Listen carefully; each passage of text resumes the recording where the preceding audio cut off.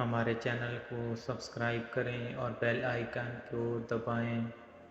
حضرت خالد بن ولید ایک نڈر، بہادر، جنگی فنون کے ماہر کمانڈر تھے۔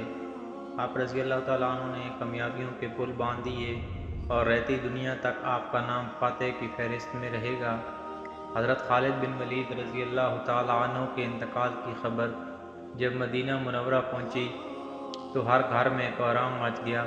جب حضرت خالد بن ولید رضی اللہ تعالیٰ عنہ کو قبر میں اتارا جا رہا تھا تو لوگوں نے یہ دیکھا کہ آپ رضی اللہ تعالیٰ عنہ کا گھوڑا اسجر، جس پر بیٹھ کے آپ نے تمام جنگیں لڑی، وہ بھی آنسو بہا رہا تھا۔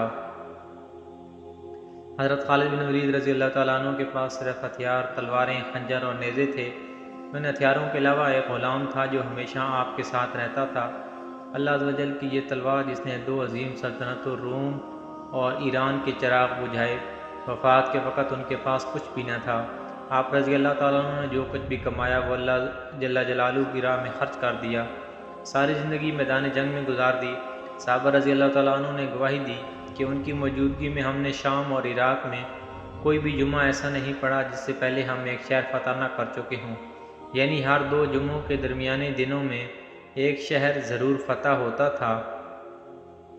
بڑے بڑے جلیل القدر صحابہ رضی اللہ تعالیٰ عنہ نے حضور اکرم صلی اللہ علیہ وآلہ وسلم سے حضرت خالد بن ولید رضی اللہ تعالیٰ عنہ کے روحانی تعلق کی گواہی دی۔